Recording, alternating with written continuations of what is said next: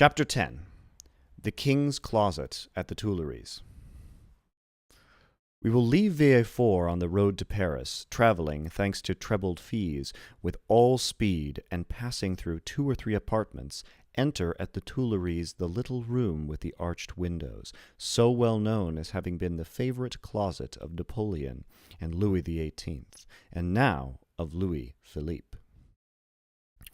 There, seated before a walnut table he had brought with him from Hartwell, and to which, from one of those fancies not uncommon to great people, he was particularly attached, the king, Louis XVIII, was carelessly listening to a man of 50 or 52 years of age, with grey hair, aristocratic bearing, and exceedingly gentlemanly attire, and meanwhile making a marginal note in a volume of Griffius's rather inaccurate but much sought-after edition of Horace, a work which was much indebted to the sagacious observations of the philosophical monarch. "You say, sir," said the king, "that I am exceedingly disquieted, sire. Really, have you had a vision of the 7 fat kine and the 7 lean kine? No, sire, for that would only betoken for us 7 years of plenty and 7 years of scarcity, and with a king as full of foresight as your majesty, scarcity is not a thing to be feared." "Then of what other scourge are you afraid, my dear Blacas?" "Sir, I have every reason to believe that a storm is brewing in the south." "Well, my dear Duke," replied Louis XVIII, "I think you are wrongly informed, and know positively that, on the contrary, it is very fine weather in that direction." Man of ability as he was, Louis XVIII liked a pleasant jest. "Sire," continued Monsieur de Blacas, "if it only be to reassure a faithful servant, will your majesty send into Languedoc, Provence, and Dauphine trusty men who will bring you back a faithful report as to the feeling in these 3 provinces?" "Caninus surdis," replied the king, continuing the annotations in his Horace. "Sire," replied the courtier, laughing, in order that he might seem to comprehend the quotation, "your majesty may be perfectly right in relying on the good feeling of France, but I fear I am not altogether wrong in dreading some desperate attempt." "By whom?" "By Bonaparte, or at least by his adherents." "My dear Blacas," said the king, "you were with your alarms prevent me from working, and you, sire, prevent me from sleeping with your security." "Wait, my dear sir, wait a moment, for I have such a delightful note on the pastor cum traheret. Wait, and I will listen to you afterward."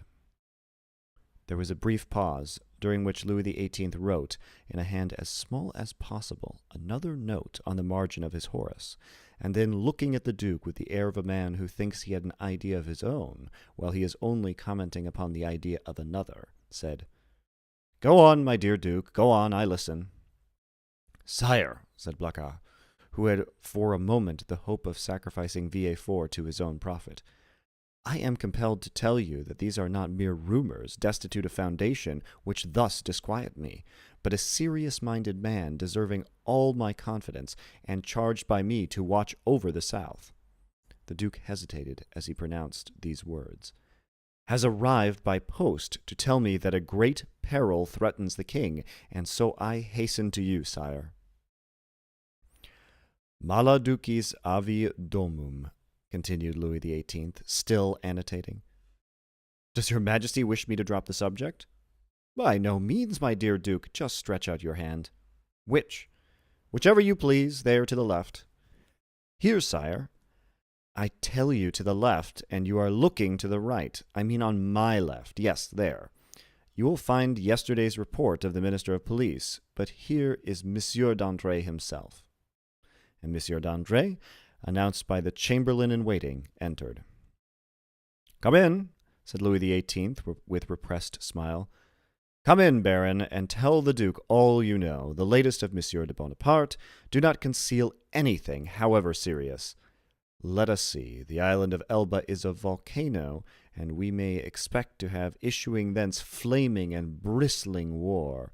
Bella, horrida bella."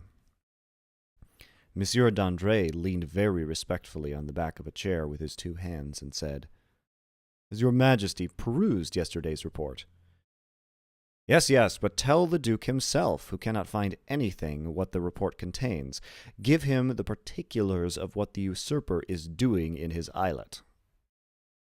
Monsieur, said the Baron to the Duke, all the servants of his Majesty must approve of the latest intelligence which we have from the island of Elba.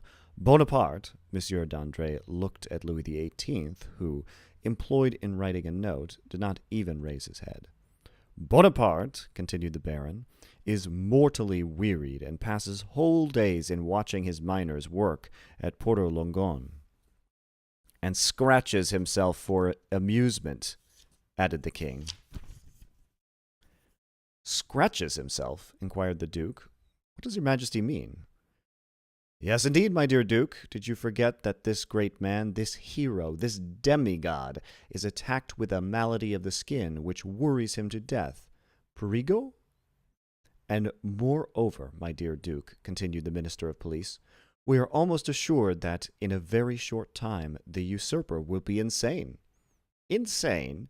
Raving mad. His head becomes weaker. Sometimes he weeps bitterly, sometimes laughs boisterously. At other times he passes hours on the seashore, flinging stones in the water, and when the flint makes duck and drake 5 or 6 times, he appears as delighted as if he had gained another Marengo or Austerlitz. Now, you must agree that these are indubitable symptoms of insanity.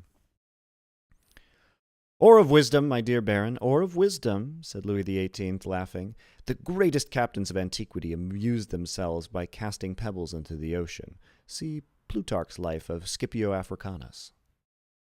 Monsieur de Blacas pondered deeply between the confident monarch and the truthful minister. Villefort, who did not choose to reveal the whole secret, lest another should reap all the benefit of the disclosure, had yet communicated enough to cause him the greatest uneasiness. Well, d'André, said Louis XVIII, Blacas is not yet convinced. Let us proceed, therefore, to the usurper's conversion. The Minister of Police bowed. The usurper's conversion, murmured the Duke, looking at the king and d'André, who spoke alternately like Virgil's shepherds. The usurper converted?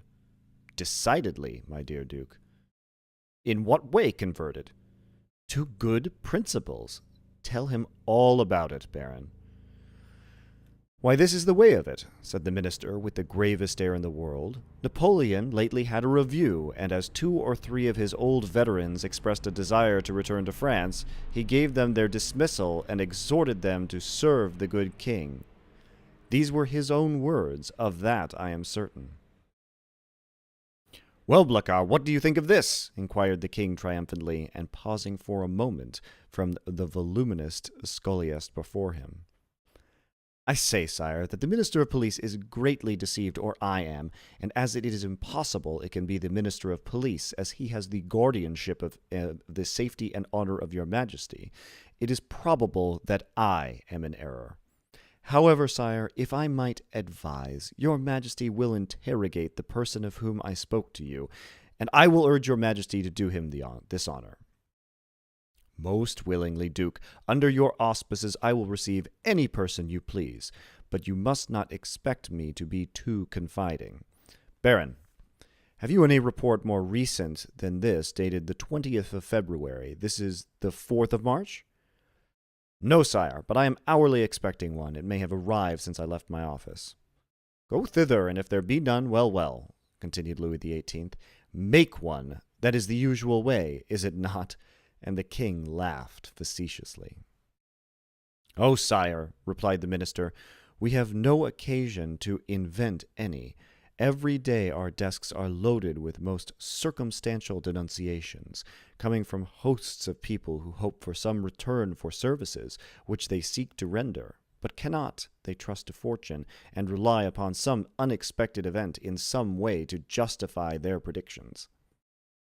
Well, sir, go, said Louis XVIII, and remember that I am waiting for you. I will but go and return, sire. I shall be back in 10 minutes. And I, sire, said Monsieur de Blacas, will go and find my messenger.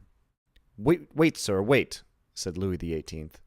Really, Monsieur de Blacas, I must change your armorial bearings. I will give you an eagle with outstretched wings, holding in its claws a prey which tries in vain to escape, and bearing this device, Tenax. Sire, I listen, said de Blacas, biting his nails with impatience. I wish to consult you on this passage. Molli fugiens angelitu. You know it refers to a stag flying from a wolf. Are you not a sportsman and a great wolf hunter? Well then, what do you think of the Molli angelitu? Admirable, sire, but my messenger is like the stag you refer to, for he has posted 220 leagues in scarcely 3 days, which is undergoing great fatigue and anxiety, my dear Duke, when he have a telegraph which transmits messages in 3 or 4 hours, and that without getting in the least out of breath. Ah, sire, you recompense but badly this poor young man, who has come so far and with so much ardor to give your majesty useful information, if only for the sake of Monsieur de Salvia, who recommends him to me. I entreat your majesty to receive him graciously. Monsieur de Salvia, my brother's chamberlain. Yes, sire. He is at Marseille, and writes me thence. Does he speak to you of this conspiracy? No, but strongly recommends Monsieur de Villefort, and begs me to present him to your majesty. Monsieur de Villefort, cried the king. Is the messenger's name Monsieur de Villefort? Yes, sire, and he comes from Marseille, in person. Why did you not mention his name at once? Replied the king, betraying some uneasiness. Sire, I thought his name was unknown to your majesty. No, Blacas, he is a man of strong and elevated understanding, ambitions too, and, pardieu, you know his father's name. His father? Yes, Noirtier. Noirtier the Girondin, Noirtier the senator, he himself. And your majesty has employed the son of such a man? Blacas, my dear friend, you have but limited comprehension. I told you Villefort was ambitious, and to attain this ambition, Villefort would sacrifice everything, even his father. Then, sire, may I present him? This instant, Duke. Where is he? Waiting below in my carriage. Seek him at once.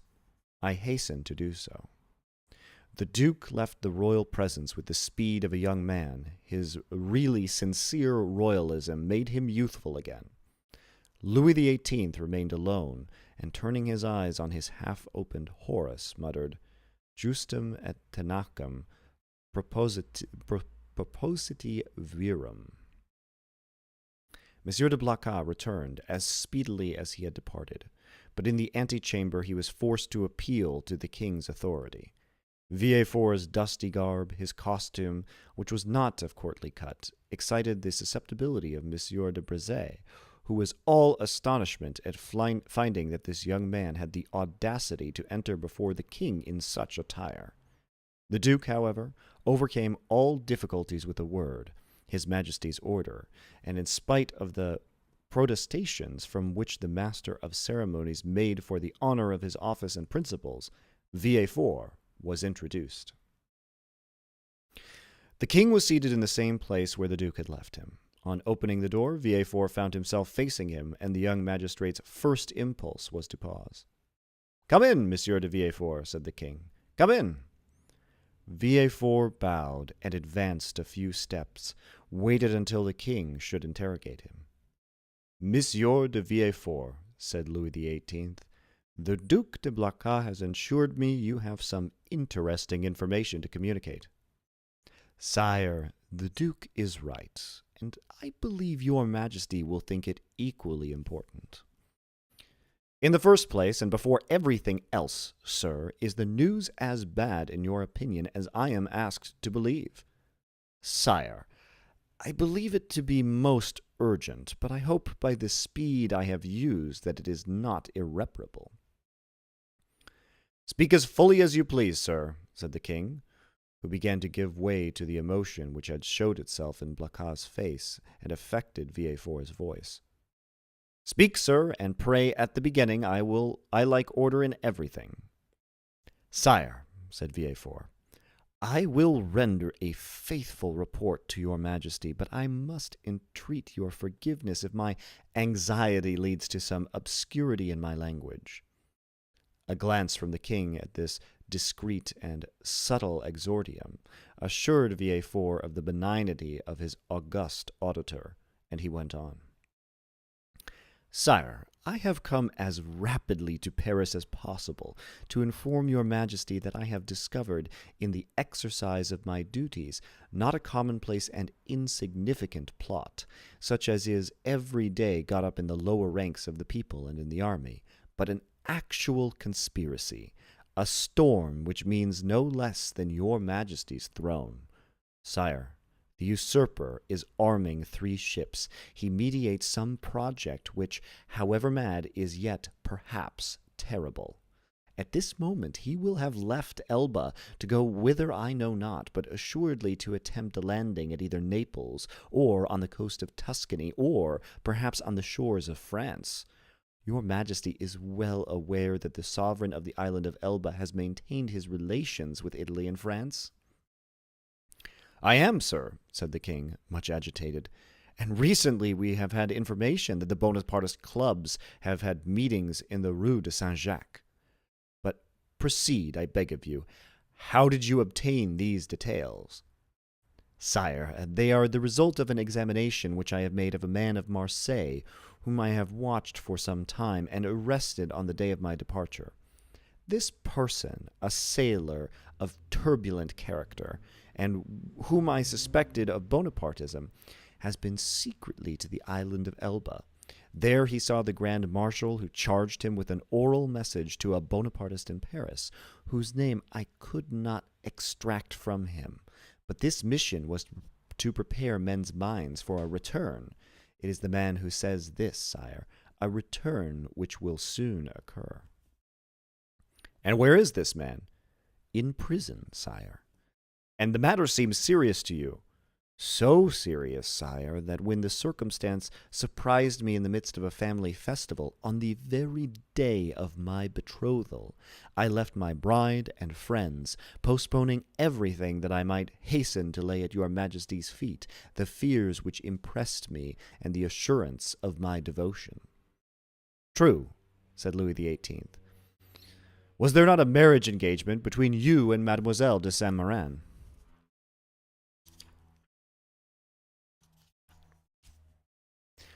Daughter of one of your majesty's most faithful servants. Yes, yes, but let us talk of this plot, Monsieur de Villefort.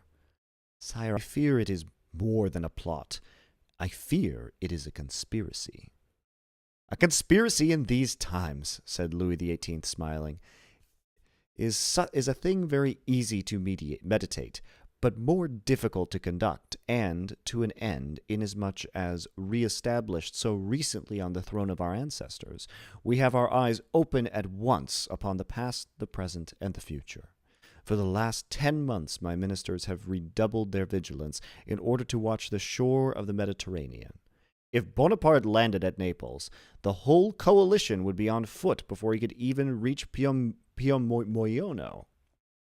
And if he landed in Tuscany, he will be in unfriendly territory. If he land in France, it must be with a handful of men, and the result of that is easily foretold, execrated as he is by the population. Take courage, sir, but at the time rely on our royal gratitude. Ah, here is Mr. d'Andrade, cried de Blacas. At this instant the minister of police appeared at the door, pale, trembling, and as if ready to faint. Villefort was about to retire, but Monsieur de Blacas, taking his hand, restrained him.